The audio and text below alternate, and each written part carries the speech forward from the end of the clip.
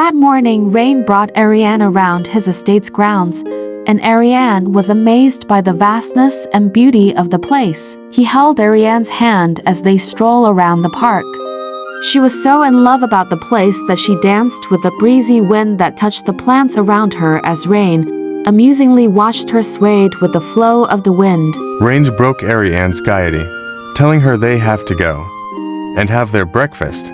I'm planning to see my brother, for I wanted to know how he was doing after the accident. What happened to Dale? Ariane was curious. I'll tell you everything over breakfast, said Rainy.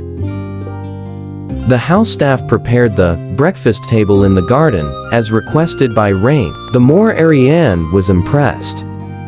Rainy started to open up how he felt about his brother.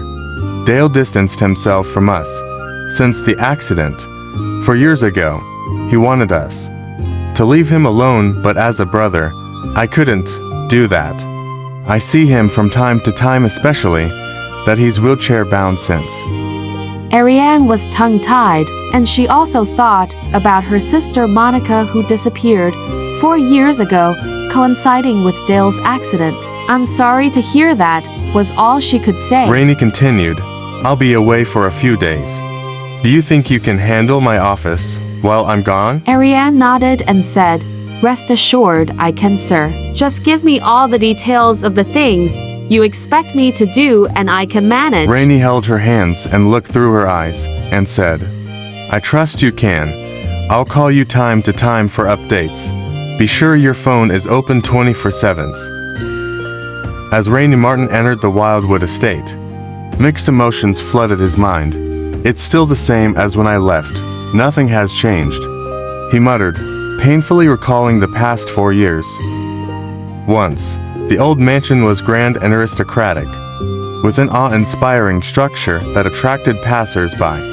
The front of the mansion had a spacious courtyard adorned with vibrant lights in the evenings and a variety of colorful, sweet-scented flowers and rare orchids. The grand old oak tree with a vast trunk provided a peaceful spot for contemplation, and Rainy recalled watching the leaves rustle in the wind. While reflecting, the house was no longer a happy and warm place. Still, instead, it felt cold and tense, due to bickering, arguments, and accusations. Although the villa is still well maintained, it feels unfamiliar, like a stranger watching the world go by with disinterest. Now, the once magnificent mansion has faded into obscurity.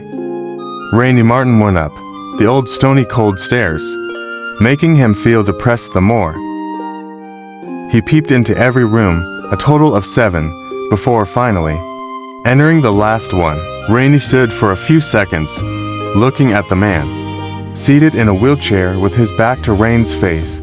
He walked closer, laid his hand on the man's shoulder, and spoke softly, How are you? Rainy kept his emotions to himself, as he can't bear to see the man's terrible condition. It's you again. I'm fine, bro. I'm very fine. Aren't you tired of coming here just to see me in this condition? What? To keep feeling pity on me? It wasn't what you're thinking, Dale. Is it bad that I have to see you time to time and know your progress? Is that why you are here? To make me feel I am a good-for-nothing imbecile who needed to be watched over and cared for like I'm on welfare? What really brought you here, my brother? Dale asked sarcastically. I just wanted to see how you're doing. Dale, you see, I was thinking of having you join me run the company, for we're brothers, and brothers must help each other, right? But there was no response from Dale. Rainy felt sad for his brother's unresponsiveness. I'm in my room if you wish to talk. I'll be leaving tomorrow, you should know. Dale didn't say a word, keeping his silence. Still a cold shoulder?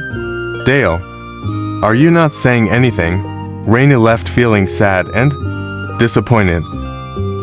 Range opened his window, took a deep breath, and sat on his window. He struggled to connect with his brother, and their distance grew with each passing day. Rainy felt emotionally numb and unable to break down the wall that separated them.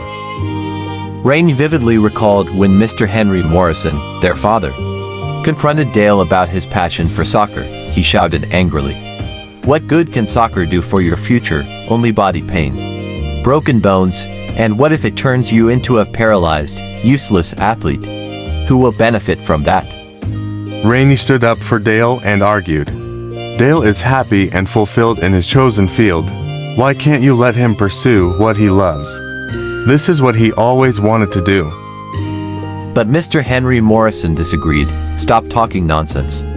Rain Martin, both of you are useless, nitwit sons of bit." Their father's control over Dale's life affected his brother entirely. Why couldn't he leave me alone? No matter what I did, he was always against it. He had been running my life for too long and was never satisfied with whatever I did. Dale cried angrily while Rain listened helplessly.